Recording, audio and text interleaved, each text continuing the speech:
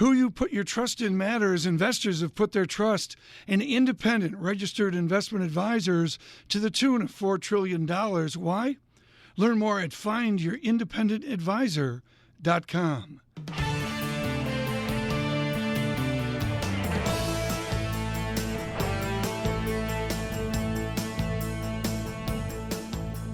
Welcome to the Bloomberg Surveillance Podcast. I'm Tom Keene with David Gura. Daily, we bring you insight from the best in economics, finance, investment, and international relations. Find Bloomberg Surveillance on iTunes, SoundCloud, Bloomberg.com, and of course, on the Bloomberg.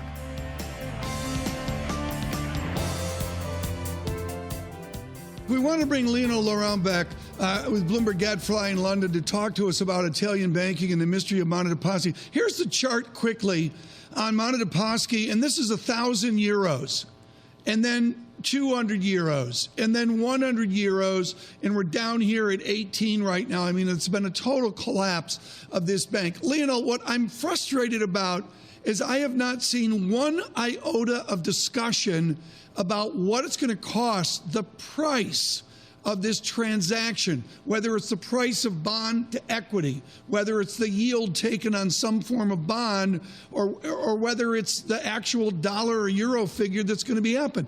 Is there any price being discussed?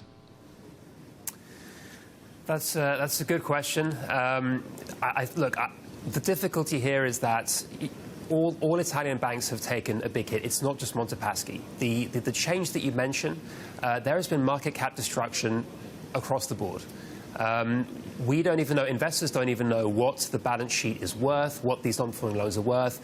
Even appetite for the equity at these incredibly cheap, battered levels of 0.1 times book has not attracted the investors. So right now we're talking about 20 billion euros, right? 20 billion euros could get you 30 Monte Paschis.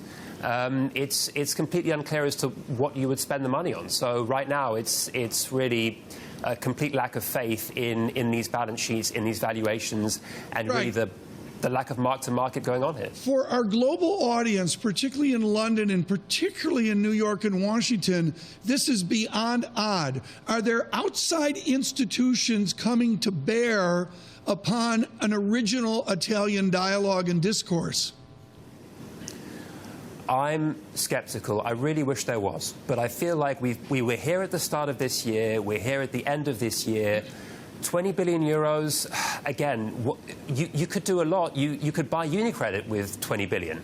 But I feel that this is now political, and that the whole discussion will be about whether you can avoid a bail-in of investors, whether you can get a political solution to kick the can down the road.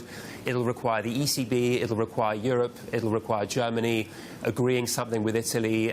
My concern is that we're still going to be talking about Italian banks, and we still won't have fixed this solution well into next year. If I was a vulture fund, what would I have to do to get some degree of clarity on a bag of assets that I may buy from one of these institutions? How difficult would it be? It's difficult because there's so much that goes on. I mean, you do want to get some value, right? Yeah. And trying to work out how you can actually get that tiny bit of value left, that takes some security on getting those cash flows. They've got villas in Tuscany. They've got all kinds of stuff on their books. They've got buildings around the corner from our bureau in Rome. How do we value this stuff? Well, but the issue is, how do you retrieve the cash flows? Where is the legal certainty? Yeah. Some of these loans have been kicking around for 10 years, and you need political reform and legal reform, which has started, to actually get the infrastructure behind getting the cash flows back for these vulture funds. There is appetite there, absolutely. It's starting to change, but in terms of the discount that you would have to apply to get any kind of certainty on getting the cash flows back, right, it still remains a big question. Lionel, very valuable. Thank you so much. Look for Lionel Laurent with Bloomberg Gadfly, no doubt, on European banking.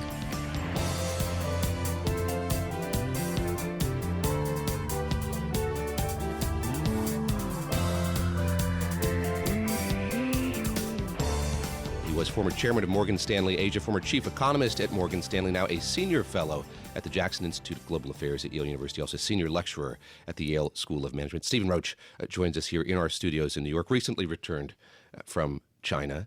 Great to have you here. And as someone who has traveled to China before, I know that the conversation plays itself out over and over and over again. People ask you while you're there for your sense of what U.S. policy toward China is, and I imagine there was some particular difficulty answering those questions this time while you were over there. If people were asking you sort of what Donald Trump's policy toward China is, I won't ask you how many times you had to field that question, but what do you find yourself saying when asked? Well, I talk about some of the challenges that this new administration is going to face in delivering on its promises to get America growing again, deliver jobs, and make the country great again. And is it a challenge that's going to come at China's expense, or ultimately at America's expense, or the world's expense? And I guess the point that I make is that Trump inherits a difficult set of circumstances because the United States is a low savings economy that's going to be expanding its budget deficit under the Trump regime, and that budget deficit is going to push our low savings rate even lower, create more problems with respect to our current account and multilateral trade imbalances, Tom. So that puts pressure more and more on China and the U.S. to find a way out that doesn't create issues for the dollar or U.S. interest rates. David, I thought that was a key sentence within Dr. Roach's note, was a bilateral fix in a multilateral world, which really captured some of those tensions. When you're over there, how is news about the transition being communicated? In other words, what is of interest to the press in China about Donald Trump's China policy, inchoate as it is? What's being communicated? How's it being communicated? Well, I mean, the big shock was the phone call from Tsai Ing-wen, president of Taiwan, to Donald Trump, which really took the discussion, U.S.-China, into a realm that the Chinese were completely unprepared for. They understand the broad constellation of forces, whether it's the South China Sea, some of the currency, capital outflow related issues, but Taiwan was not a topic that was thought about ahead of time by the Chinese, and it's not quite clear that it was something that was thought about by the Trump administration either. But it is what it is, and this is touches on the key perceptions of territorial sovereignty for China, and so. I think the risk here is that the incoming Trump administration doesn't fully appreciate the waters that they are wading into with respect to this issue, and I'm not sure the Chinese fully understand it either. How will they adapt to the generalness of the cabinet and of the senior administration official choices, the idea of the military within a Trump administration?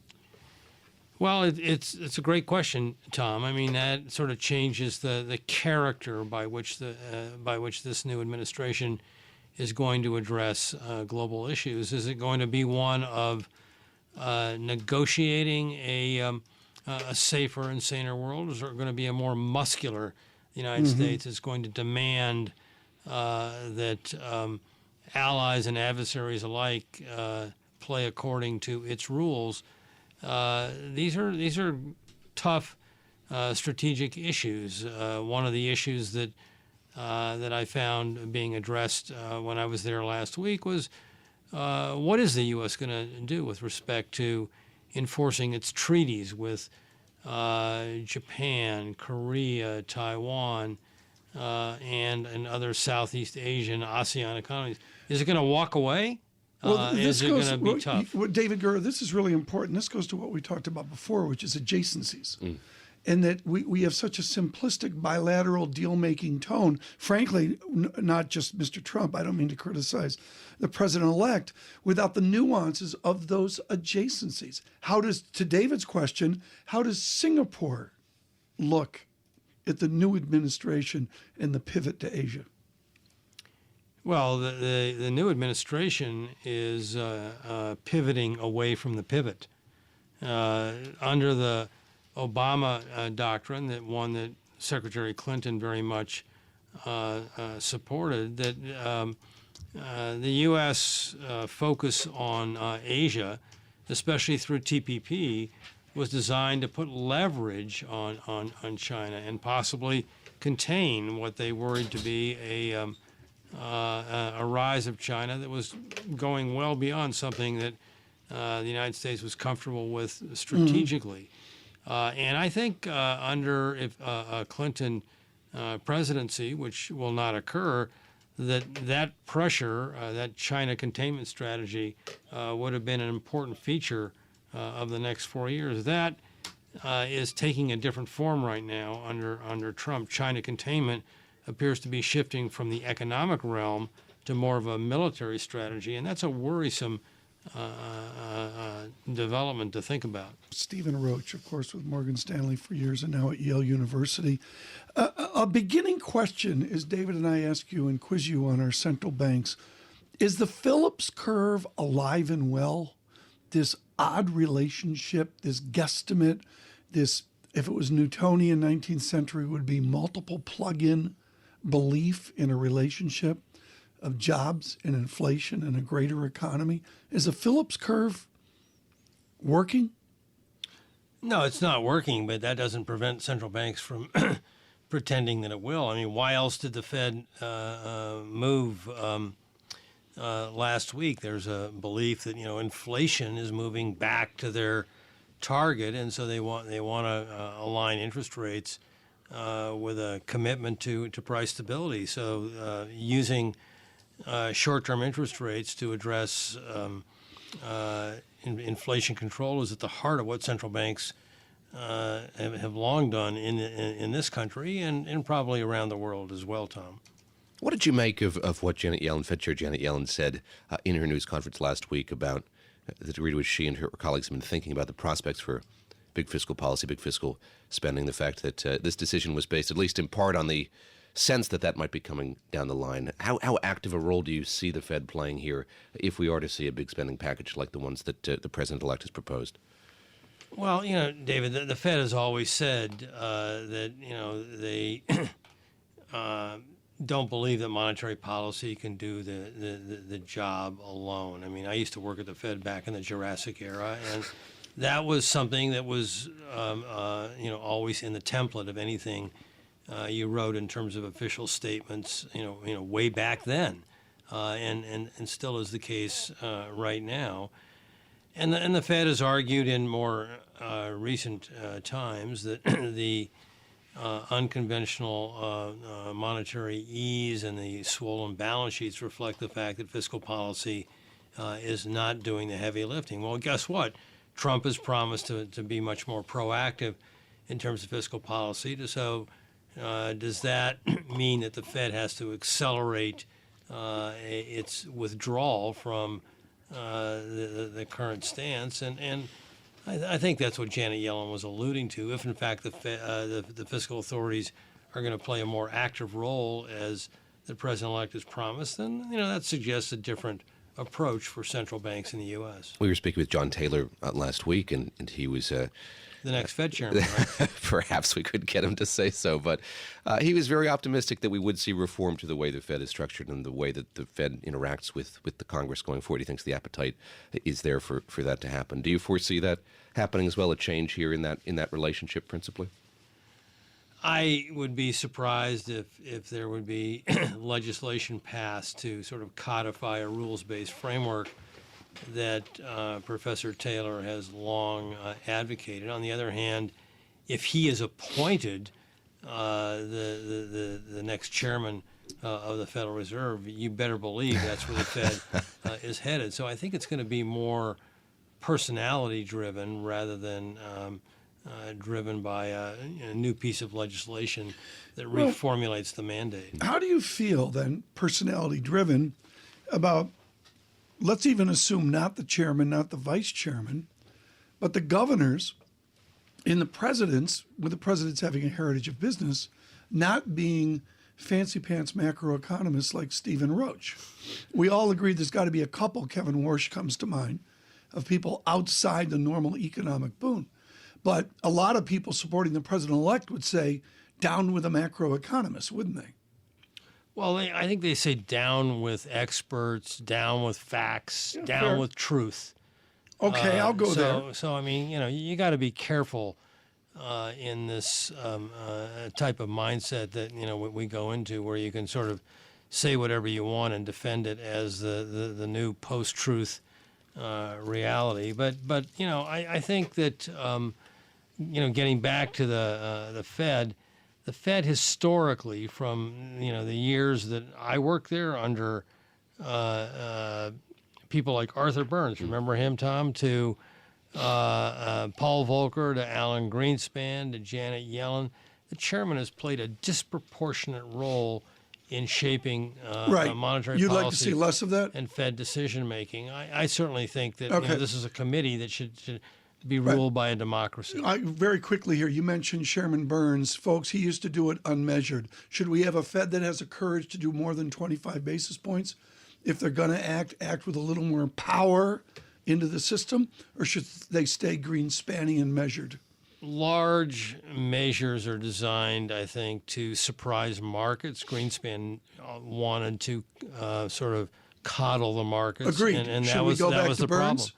It depends on where we're how far the markets go in taking us to unpleasant places. And if the markets turn out to be a problem, which is clearly a risk in terms of some of the dislocations that we're seeing now in markets, Right. then it will require larger actions. David, can you imagine young Roach sitting at the Fed with a pipe, course, emulating in a the pipe, chairman? Never smoked a pipe, Tom, but certainly had a great experience in dealing with characters like Arthur Burns. Characters like Tom true. Keane. That goes back to the Yeah. personalization of it as Chairman Burns battled with the Nixon White House. Stephen Roach, always a joy. David Gurr and Tom Keane.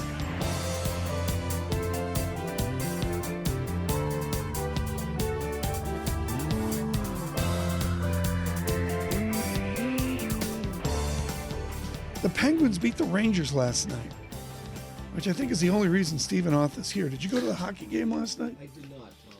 You did not go to the hockey game No, I last did night. not. I'm waiting. I'm saving my energy for the Giants game on Thursday you go. night. That'll be very exciting, absolutely. Stephen Oth with us with Federated. Give us an update on Federated. A long time ago, Federated owned the money market short-term paper business. Do you still own it, even with all that's changed? We don't think we ever owned it, but we have a decent share of it. Yeah, we're still one of the top-ranked money market players in the United States. We're becoming a pretty big equity player, which is where I'm focused. Yeah. I know you're focused on the equity view, and we're just beginning our 2017 views. Are you surprised by the double-digit wonderment of 2016?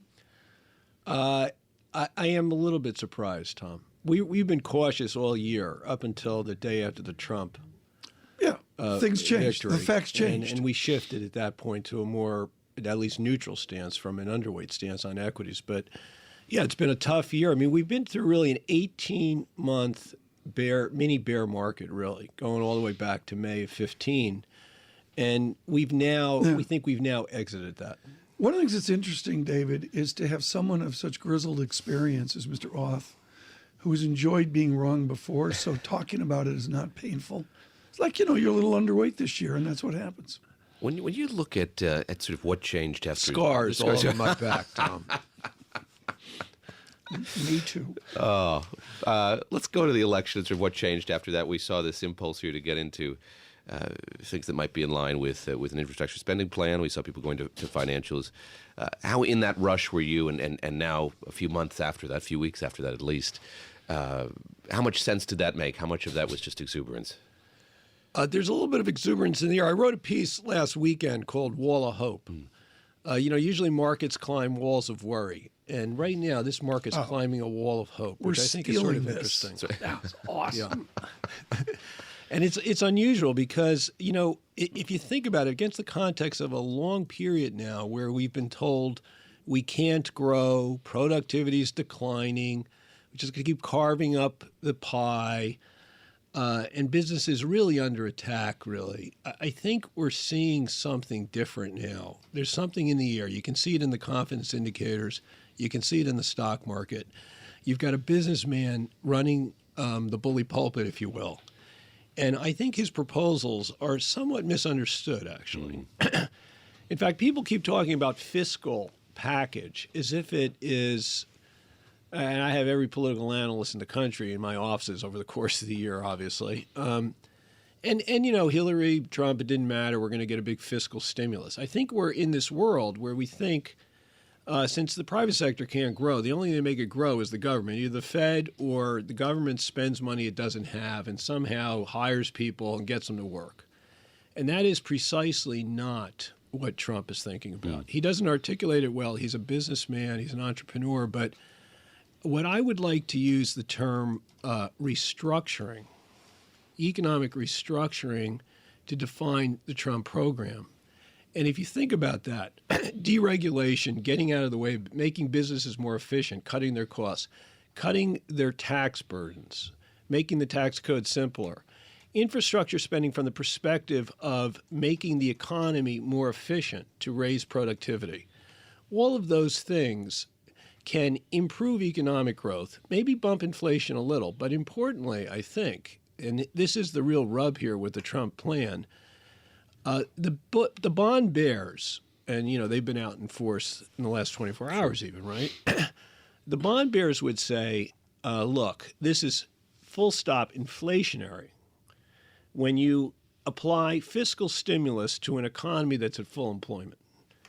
But if you're providing structural reform to an economy at full employment, maybe you can increase the growth rate and not have inflation go through the roof, not have the 10-year bond yield go to 5%. And in that context, you're in another leg of the equity bull market. And for now, I think that's what we're in. Obviously, things don't go straight up. We're due for a pullback, some accident, something.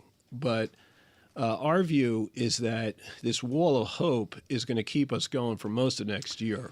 How much of this is attributable to the plans that you were talking about there, the infrastructure plans, versus something more ineffable, just a new sense of optimism, the fact that we're going to see a change in Washington, the fact that we're going to see Republicans controlling the legislative branch and the executive branch, less based on the granular nature of these plans. So we don't have the granular nature of the plans yet, but more just on a feeling.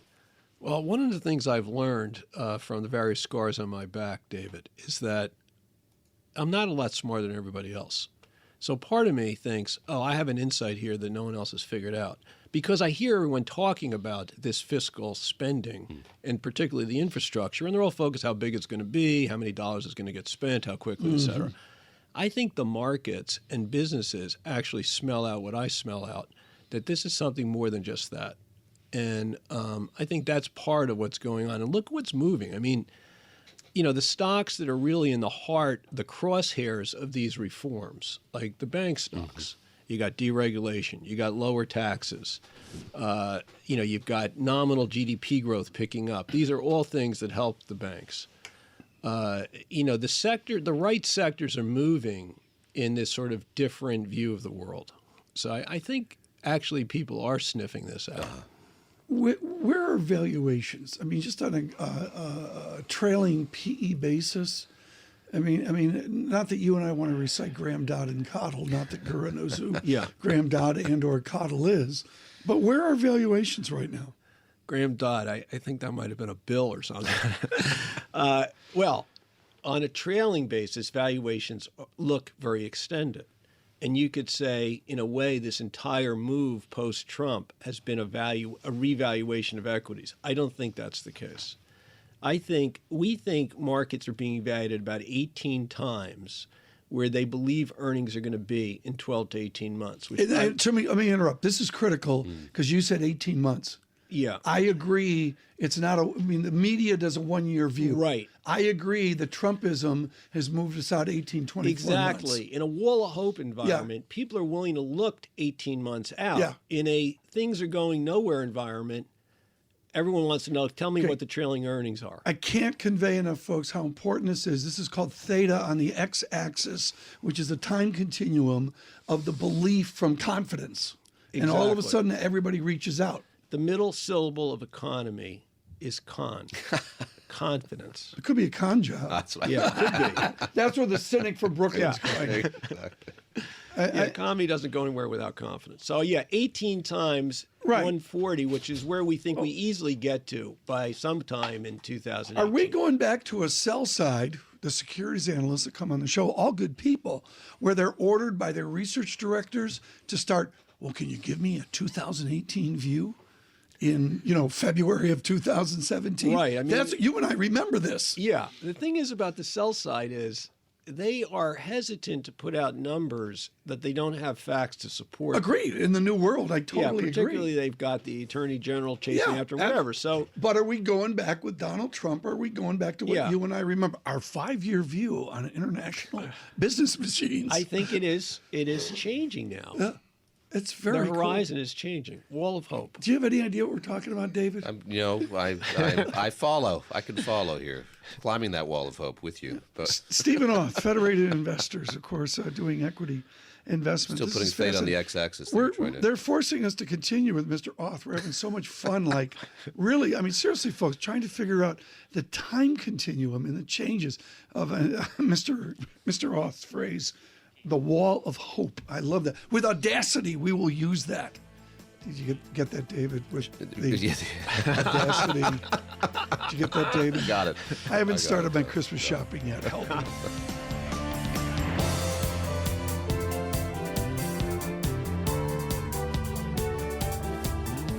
Who you put your trust in matters. Investors have put their trust in independent registered investment advisors to the tune of $4 trillion.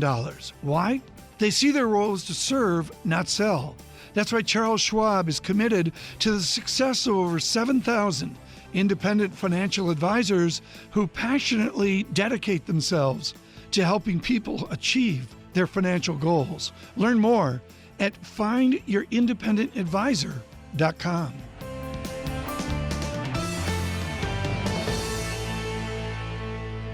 Alan Kruger, Princeton economist, teacher of public policy at Princeton, has written a piece with his colleague there at the university, Alan Blinder, former vice chair of the Federal Reserve, looking at Donald Trump's infrastructure mistake, as they put it. We've been talking about the infrastructure plan this morning, so much as we know about it. And before we get into that, Alan, I want to ask you, I think right after the election, I was asking every guest without fail here for a definition of Trumponomics. Let's reprise that here on December the 21st. Are we any closer to having a sort of standardized definition of what Trumponomics is? No. Good morning to you, David. Good morning, Alan. We see that Alan Kruger has continued to not take the surveillance radio course. There you go. a no for emphasis here. Will you give us a sense of maybe what the shape of it is shaping out to be? Who knows? Donald Trump said he thought wages were too high. The next day he said he was misheard. Then he said he was for a $10 federal minimum wage. And apparently he plans to nominate someone for labor secretary who's opposed to the minimum wage altogether. So I think it's very hard to divine exactly where he stands on economic policy, since it's a moving target. Walk us through here what we know of the infrastructure proposal we expect to be on the table here when he takes office. You point out in your piece that Peter Navarro and Wilbur Ross have sort of outlined in some detail what that's going to look like. Give us a sense of its shape. Well, that's one area where the campaign actually was specific, one of the few areas. And what they proposed, I think, could be a component of a robust infrastructure plan, but just a component of it. So I think the problem is that the plan is really lacking, as opposed to it being a mistake to have an infrastructure plan, or even for this to be a component of the infrastructure plan. What Peter Navarro and Wilbur Ross proposed in their 10-page white paper is to have the federal government provide a very large tax credit, an 82% tax credit, to encourage private investors to invest in infrastructure. There are some projects, probably a small number, where that makes some sense to have private sector participation in the design and construction of the infrastructure. 82% subsidy strikes us as awfully generous. But more importantly, there are many other projects where there's no revenue stream. So there's no incentive for private investors to make an investment in public infrastructure. Projects like schools or hospitals, roads that don't have tolls. Alan, the hallmark of your work is granular with concept. And in the back of your important essay with Professor Blinder, you bring up something that I'm going to suggest worked like a charm, which was Build America bonds. Educate our audience on the success, the proven success of Build America bonds. The Build America bonds were one of the secrets of the Recovery Act. Agreed. The Recovery Act provided for a new type of municipal bond, one where the federal government encouraged, subsidized municipal governments, state governments to do infrastructure projects by giving them a 35% direct subsidy to cover their interest costs. So instead of tax-exempt bonds, which work through wealthy investors who get interest tax-free, these work by providing a direct subsidy to the state and local governments to pay their interest costs. These were taxable bonds, so they were appealing to investors from abroad. They were appealing to nonprofits, to pension funds, to any investors who don't have tax liabilities in the U.S. They were available for just 2 years, Tom. And in that period, almost $200 billion of Build America bonds were issued. And remember, 2009, 2010, that was a time when the bond markets were frozen. So this new innovation enabled infrastructure to go forward at a time when financing was extremely challenged. State and local governments saved, by my calculations, over $13 billion because of the subsidy and the lower interest rate that they were paying. Mm-hmm. And why were they paying a lower interest rate? They paid a lower interest rate because there were many more buyers of these bonds than municipal bonds, because foreign investors and pension funds and nonprofits, endowment funds all desired these bonds. Alan, looking back on that Recovery Act, what are some lessons learned here that this new administration could change or do things differently going forward here in terms of what didn't work about that Recovery Act that could be different this time around? Well, you're talking about an $800 billion act, and I think there were many, many different components to the Recovery Act. That was a very different time. The unemployment rate was on its way up to 10% at that time, probably higher without the Recovery Act. But just as far as infrastructure is concerned, I think one has to recognize that infrastructure spending does go out slowly. It takes a while to get the projects off the ground. One aspect of infrastructure that does go out quickly, however, is maintenance. And we have an enormous need in this country for maintaining our roads and our bridges and our highways, for fixing structurally damaged bridges, for example. Maintenance also has a very high economic return, and it's particularly difficult to see how having a private equity investment is going to help repair existing roads, where it's already very difficult to collect more revenue in terms of tolls from those roads. So I think I would emphasize, if the administration is interested in investing in infrastructure to generate a high return and to generate more economic activity in the near term, to focus on maintenance. Alan Kruger with us of Princeton University. Always there are 8 ways to go. David, can I rip up the script? Please, go for it, Tom. Okay? Yeah. Alan Kruger, among minimum wage with CARD, among your teaching, among your public service, your discussion with Professor Blinder on infrastructure, you wrote a little book that I read every word of. It was a jewel on terror. I found it exceptionally illuminating. Back then it was new, it was different, and yet terror has endured. As you look at Berlin, as you look at the assassination in Ankara, what have you learned since you wrote that beautiful monograph about terror? Well, thanks for asking me about it, Tom. It's actually sitting right in front of me. I'm about to revise the book because it's now almost 10 years old. And it needs to be revised. That's wonderful. What's new? Well, I think what we've seen since I wrote What Makes a Terrorist is a very large expansion of lone wolf terrorism.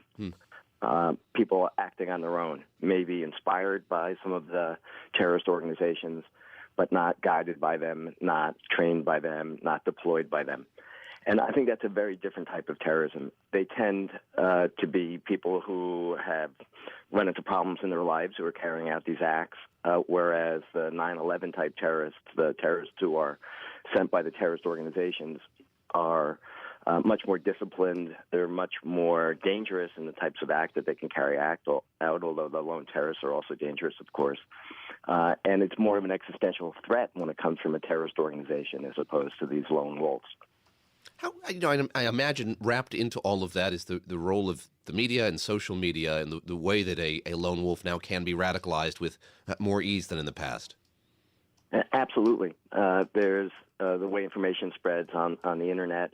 Also, I don't think we've learned that the media should stay cool after these terrorist attacks and wait for the facts to come in. Invariably, the initial reporting is wrong. Even the best initial reporting tends to be wrong. And that just raises fear in the public and blows the fear beyond the risk that we're actually facing. Draw the line here between radicalism and terrorism and your economics. Is that still a huge motivating factor here, just economic disparity, economic dissatisfaction? I think economic disparity has actually very little to do with it. The terrorist organizations seem to be driven by geopolitical concerns, by occupations and conflicts and being on often the wrong side of history and using the only means they have.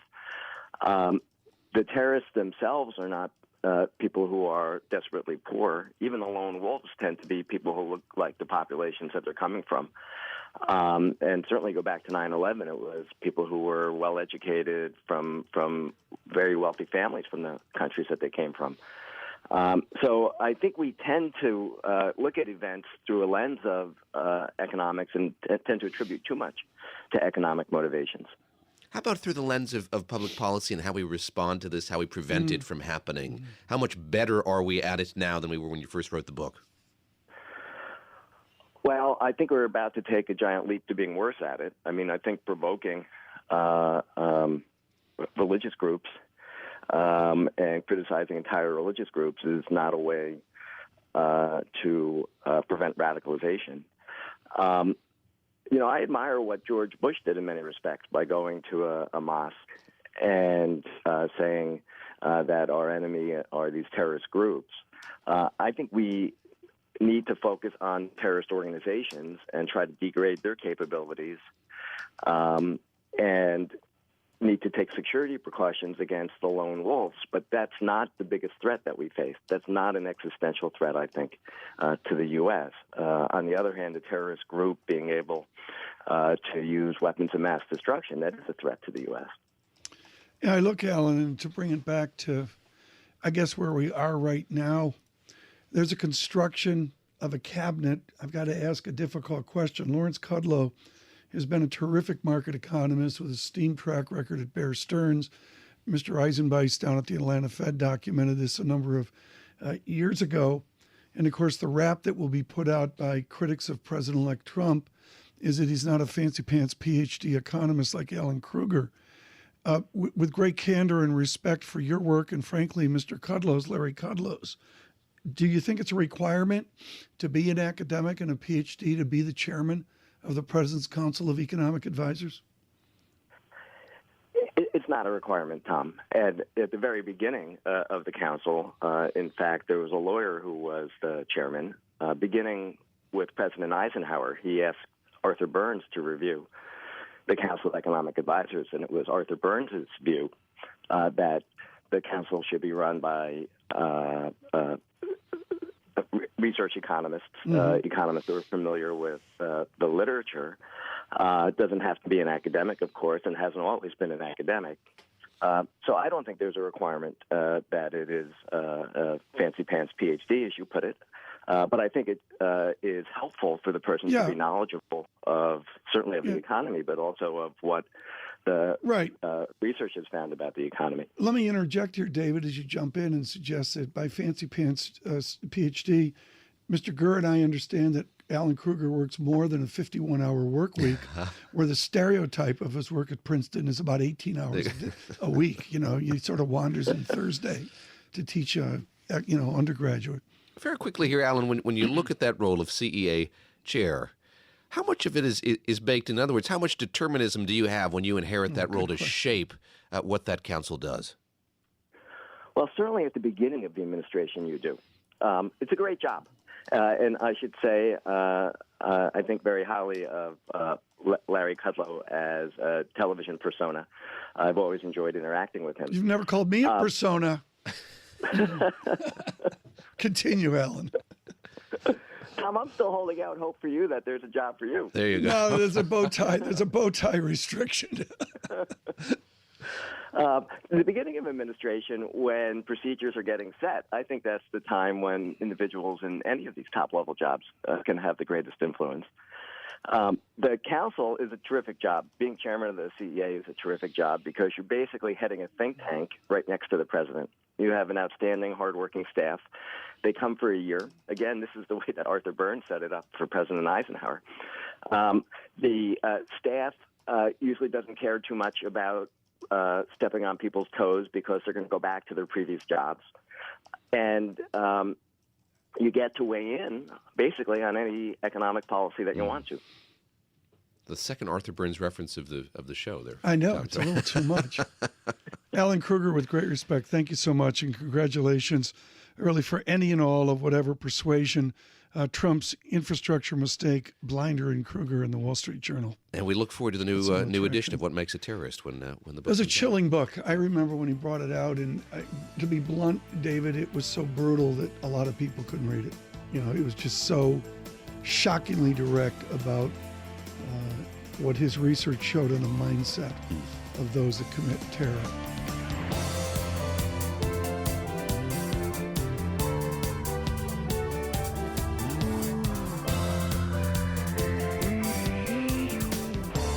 Let me get your attention, Americans. Imports would be 20% more expensive. Exports would be 12% cheaper, which I guess means the president-elect wants to buy a BMW or a Mercedes or something like that. Sebastian Galli has done terrific work on this at Deutsche Bank. Let's talk about something I don't know about, and my guess is most of our listeners don't know about. Sebastian, good morning. The Better Way reform package and a border tax proposal. Discuss. It's an interesting and I guess a groundbreaking proposal made by the incoming administration to tax imports, essentially the equivalent of putting on a duty. That means if you would be shopping in Walmart, it would be significantly more expensive under the new plan. On the other hand, there's really no penalty for exports. So net in theory, it should be a positive for the U.S. economy. Unfortunately, it also probably means a bit of inflation coming through, some more appeal for the U.S. because it looks essentially better in terms of balance sheet. It's to some extent a good reform, and the outcome would be a stronger dollar and more inflation coming into the U.S. It's a radical plan. It's an interesting plan, and it's very sizable in terms of its implication for basically the mix of industries within the United States and maybe some reshoring of activity in the U.S. What's your sense of whether or not this is going to become policy? I mentioned I was speaking with Ed Morris of Citi yesterday about the oil market, and he brought this up in that context as well, that a border tax adjustment could result in a boon here for U.S. producers. What sectors do you see this affecting the most? Well, anybody who's exporting, including the oil sector, but the export sector in the United States is relatively weak. So pretty much anybody who starts to develop these kind of activity, and it'll probably take a few quarters for that to happen, will benefit from this. There are basically low added value type of producers in the IT sectors and the likes, which would benefit very strongly because their margins are very poor. On the other side, there are those who import a lot, and that's actually right now the majority, and they would suffer, and they would have to take a hit on their earnings. You of course, are deeply involved with Forex strategy, and let's talk a little bit about China. We kicked off the show talking to Stephen Roach about the Chinese economy, and I wonder if you're forecasting here a sort of Groundhog Day in the new year. Just in January and February of this year, there was so much trouble with China's reserves, and we saw so much movement in the Chinese currency. What's your sense of where we're headed here in the new year? Well, what we've seen is the Chinese essentially have imposed more and more capital controls domestically to stem the risk of outflows, including many mergers and acquisitions which were going from China, particularly going into Europe to acquire technology so that they could renovate basically the industries within China. That has been cut, which tells you that there's a lot of pain. That means that in terms of potential outflows, they're still there, but they simply are not realized. What will happen in the beginning of the year is, as pointed out by our colleagues in Asia, is that the retail investors will be allowed to export 50,000 per person, and that typically means some upward pressure on the dollar versus the renminbi. So there might be some weakening of the renminbi in the beginning of the year. It might also be used as a signaling tool to the incoming administration, but that's not very clear. It's a bit playing with fire if it's a very large devaluation. If it's a medium one, that it's more debatable. So, that when the big guys are playing and playing poker, it can be a difficult game. Are there indications here when you look at the currency, when you look at the Chinese currency, are you confident here that the Chinese government is willing to let it float? Well, they can't let it float, not fast enough, because it would effectively be a form of extreme tightening of monetary conditions within China. So what it's trying to do is achieve a reasonable pace of devaluation. Its currency is cyclically overvalued, even though in the long term it's actually quite cheap. They do have significant problems, and as the Fed tightens, it's driving a lot of demand for the dollar, plus the issues that they have in China. And so the outcome is they're doing their best to have a moderate devaluation. That comes into the face of an incoming administration, which has decided to some extent, at least for now, to confront China. So it might be difficult. From where you sit, what is the ability to quote-unquote make money or maybe make alpha in EM currencies right now? Is that a contact sport and hazardous? Or is there a real opportunity in the travails of emerging markets given President Trump? Well, I mean, particularly if we're going to get trade wars, which seems somewhat likely, the emerging markets are particularly vulnerable. Then again, some of them are doing a little bit better. Higher oil prices are helping some oil producers, and some of our colleagues are pointing out to the Russian ruble as maybe being not so unappealing as it used to be. So there are some marginal opportunity within emerging markets, but the waves of risk coming from the fact that the Fed is tightening, that there is significant risk, and it's propagating in different waves through emerging markets is not over, and so you could get further shocks going to emerging markets, whether it's Mexico, whether it's other part of the emerging market spectrum, which will still be coming in the next few quarters. It's difficult to time them, but there are some pockets which maybe are of value, and Russian rubles have been identified by our colleagues.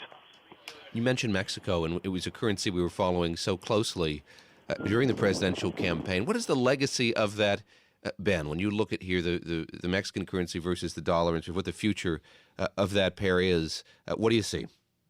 Well, first I have to apologize because a few years ago I was so bullish on the Mexican peso reforms and all the likes, and it has been essentially a disaster. The currency has been devaluing at a steady pace and is extremely linked to expectations of Fed tightening. It's been used as a proxy given its high correlation, and it also means that even though the risk have faded recently in the Mexican peso, that they still can come back in the next few quarters. So unfortunately, whatever the fundamentals on Mexico are, they are driven by the Fed, and to a secondary extent, the potential for some confrontation with the Trump administration, which thankfully seems to have diminished.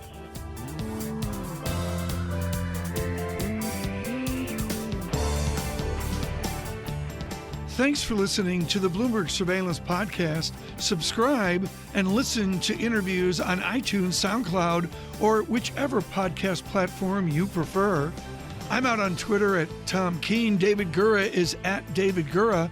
Before the podcast, you can always catch us worldwide on Bloomberg Radio.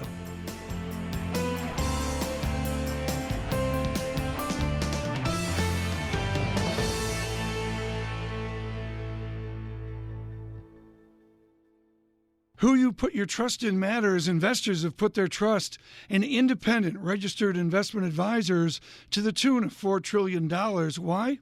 Learn more at findyourindependengadvisor.com.